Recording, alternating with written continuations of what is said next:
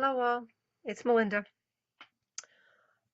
Today I would like to attempt this sketch right here. It's on my Pinterest page and I will link it below.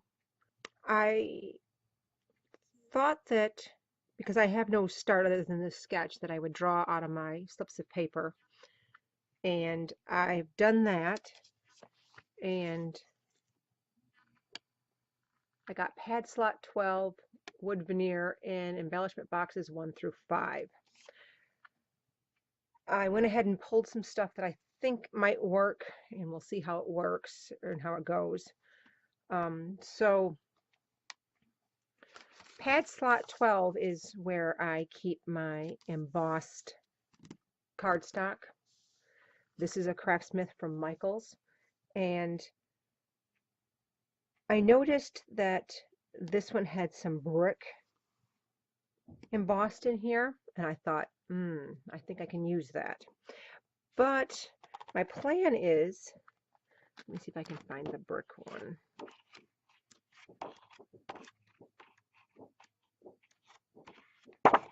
There's a brick one. My plan is it's embossed, so the colored side, which does not go with my color scheme, but the back side, I don't know if you can see this. Do you see the texture? The brick mortar is ridged up on the back side. I think that I can dry brush that and it would come up with the lines kind of like the sketch has, which is kind of what drew me to the sketch to begin with. So I think I'm going to use that, and we'll try to see if I can get that to work. And these are the photos that I'm going to use. They're of my son. And he looks a little bit grumpy in all of them, and that's kind of on purpose for the subject matter that I'm trying to do. I decided that I want to go with a yellow and gray scheme. So I went ahead and pulled some scraps that I thought I might use. They're not all going to make it on the layout, but this is kind of where I'm starting from. And not knowing kind of how much yellow I'm going to need, I pulled some larger 12 by 12s, plus I pulled some scraps of yellows that I thought might work. This is the gray I'm going to go with for the dry brushing. It's a Liquitex Basics. Got these at Michael's as well, a whole set of them. This one is neutral gray value 5. And I think I'm just going to be able to dry brush. This is the biggest brush I own. And I think it's big enough to do the dry brushing across the ridged parts. The messy ink areas that I'm going to smush around, I'm going to try this in Maya Miss Lemon Metallic. Now it looks really orange in the bottle, but it dries to be more of a yellowy color. I don't know if you can tell, it's kind of right there.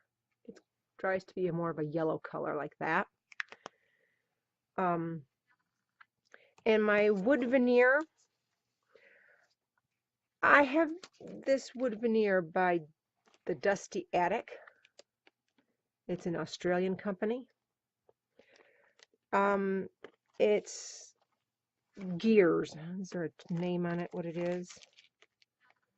Cog Cluster. Kind of where it has this large red piece of paper in the layout. I'm thinking that I'm going to paint this in a Liquitex Basic acrylic paint. Cadmium yellow medium hue is what this one is. That one I think is going to match or go with the color the best of the yellow splatter I want to do. I think I'm going to paint this and possibly have to cut it in half so it sticks out above the photos and below the photos on the top layer. We'll see how that works. It came with 2 sections, so I don't know if I might stick these pieces kind of where the red arrows are. We'll have to see. But we're going to try that. And embellishment box 1 through 5. This is going to be a little bit more of a struggle for me. Here's 1 through 5. And 2 of them are gold leaf.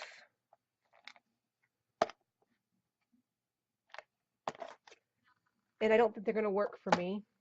I did pull out this love tag, which I could only use this part of it, I think, and maybe make it work. So that's a possibility. I've also pulled out a little bits and pieces from a Maggie Holmes one that's in embellishment box 3. They might work.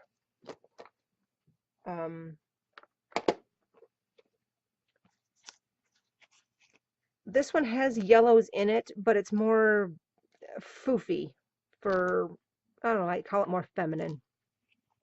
But I did pull out these items that I might be able to use. And again, if they're tucked in layers, you're not going to see the hearts in the pink. So we're going to try that. And possibly out of this one, there is a acetate cloudy cloud, I guess. Yeah. Cloudy as in the color, but it's a cloud. And the story I'm telling basically has to do with my son is in his finishing up his second year of college, and he kind of doesn't know if what he is going to school for, if it's truly what he wants to do. So he's trying to figure out whether he's going to take a step back and regroup. So kind of he's hitting a brick wall. That's kind of why this attracted me so much. So I kind of want to tell this story. More than likely my journaling is going to be tucked in the layers and, won't be seen to just the person flipping through my album. I also just picked up these Tim Holtz Ideology rub-ons. They were $1.97 at Joann's. So they each come with 2 sheets. What I think I want to do is use the rub-ons more as a layer, so not necessarily for the words or kind of what they're saying, but more for just texture. So we'll see if that works. Okay, well, I'm going to put you on fast forward so you can watch me go through this. I'm not sure how easy this is going to be, but you'll get to go along for the ride. I start out with the dry brush technique in the background. A little bit of the gray paint, a super dry brush, and a very light touch, just skimming over the ridges on the background paper. It worked out really well, and it did exactly what I wanted it to do.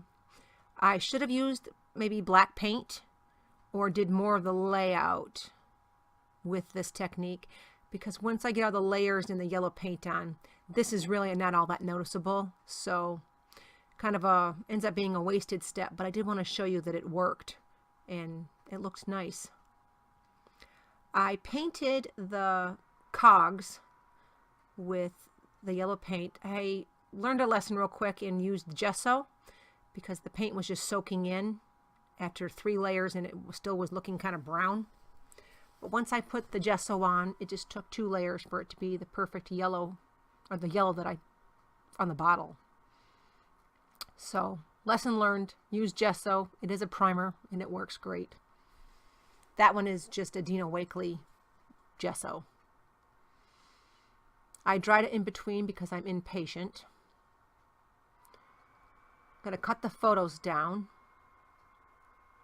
These are 2.5 by 3.5. I thought I needed to do the layers, a little bit of the layers, before I did the yellow paint on the background. I don't end up using that gray sheet of paper. Now I'm just going to use the packing technique, or packaging technique. Should have used a little bit more water so it went a little further. It has a very metallic-y sheen to it when it's dry. And it is a bright yellow. Kind of looks like school bus yellow. I'm just dabbing it up. No need to dry it with a heat tool. I try not to do that on the background papers because it seems to wrinkle up so much. Now, yeah, that gray does not end up on the layout. It's too small of a piece. I really fuss with this, how to lay the photos together. I sprinkled the background with tinsel, and it ended up being too light once I mopped up the wetness. So I put the stormy skies from My Tattered Angels on the background. The sketch only has one photo, and I chose to do 2 photos. I could have just used one, but I liked both of them, so. Now that gray sheet is an Amy Tan 6x6 pad. I leave it as its true 6x6 size for the base layer.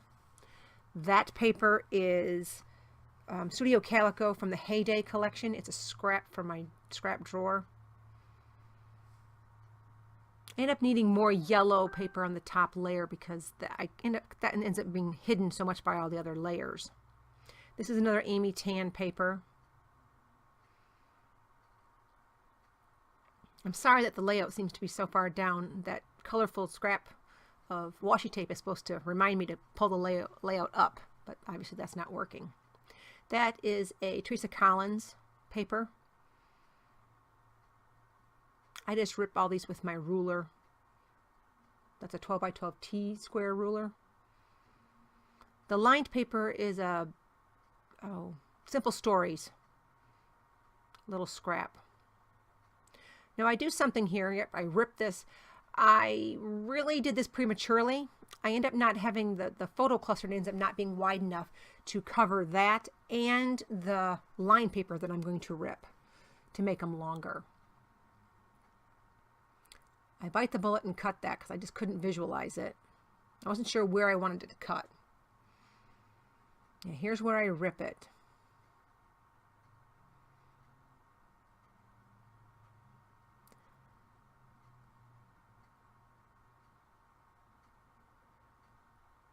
I'm deciding how much I want on each side and where I should cut that.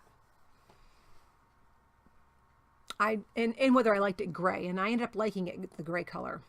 I'm going to commit to this, though I have to fix it.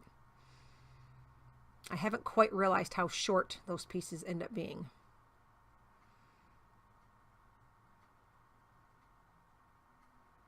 I'm going to staple all the longer pieces together. That ends up being a problem later too. I'm going to rough the edges up with my distress tool. I think that one's a Heidi Swap one. This layout with drying time and all the figuring things out ended up taking me almost 2 hours. I've cut a lot of it out and shortened it down for your viewing pleasure. I'm going to back the photos with Fun Foam. And this is where I notice, yep, that's just too short. So I add that piece back in. And I choose to try some tissue paper. I use tissue paper on almost all my layouts, but this one just wasn't one that I thought should have tissue paper. It's a little too fluffy for the subject matter. But I stand back a little bit, look at it, ponder it. Nope, that's got to go. I'm just going to have to deal with this somehow. I end up bringing the black strips in so that they're covered more by the one photo. I'm going to rip another yellow strip because I noticed that the Studio Calico paper is hidden enough that I don't see any yellow on the top layer. And that adds just enough. The embellishment pack I end up using is Pink Paisley Bella Rouge, and I cut that tag bottom off. I just need the top of it. in this frame. I end up gutting the frame. I just want the black, not the pretty little saying on the middle. Just started it with my blade, and then I just use the scissors to cut it out.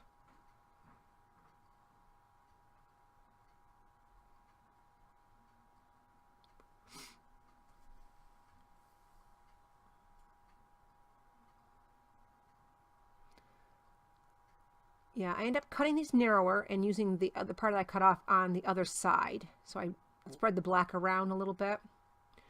Now, I'm also at this point realizing that I need to figure out where I'm going to put my journaling tag before I get too far and I get too many layers attached.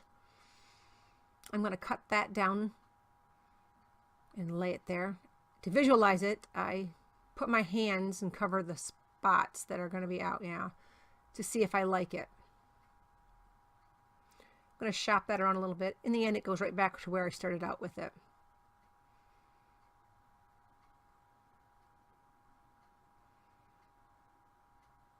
Now this is where I'm regretting the staple.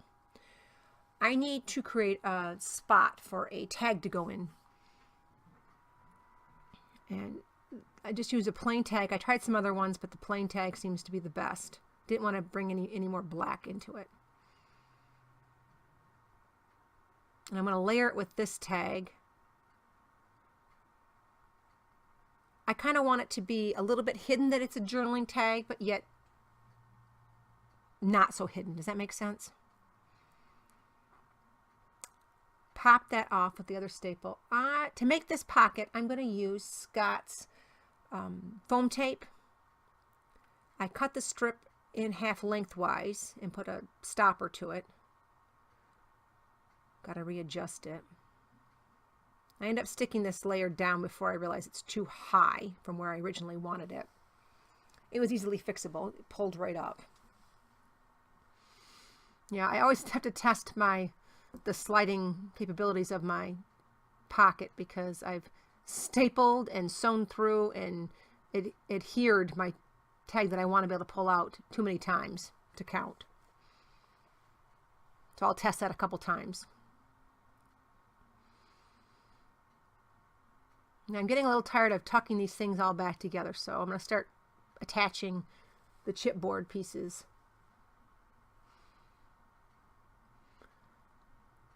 I'm trying to figure out the title. I don't know what I'm going to do with it. I'm going to add more coloring to it because I want it to stick out a little bit more from the photos.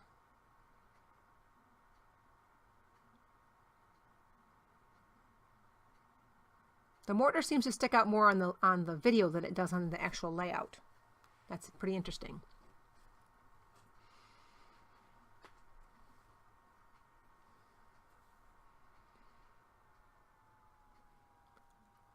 The frame, I'm going to back with the tissue paper so it's not as see-through. Now I'm going to end up cutting it in half and sticking that in there as a way to draw attention to the tag, but yet not scream, here, pull this out. That is leather cord that I'm using for the pulls. Got that at Michael's in a variety pack of colors. I use gray, black, and white usually. It's a little more thicker than twine and a little more manly, I guess. I use a rub-on that says Explore Life up on the lined paper above the photos. I thought that space needed a little something, but didn't really need any more embellishments.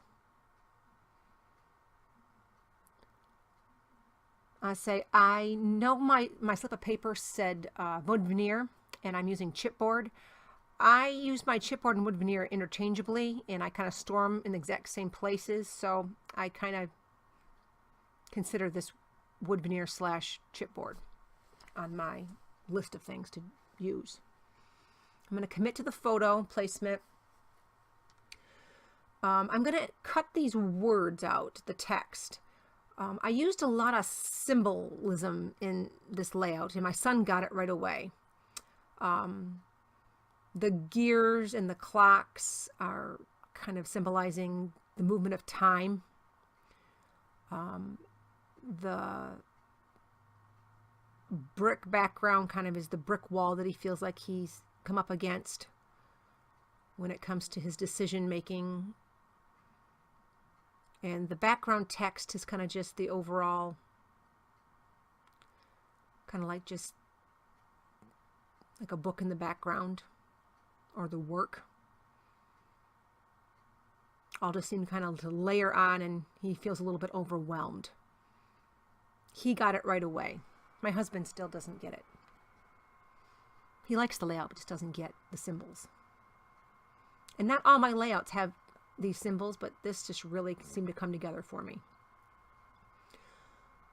I'm going to put some behind that frame so it looks like it's a continuous piece. I don't put any on the right side of the photo because of the gear that I'm going to put over there. I don't want there to be just too much. I do end up adding an arrow when you pull the tag out so you can tell where to put the tag back in, but that's kind of, no one sees that.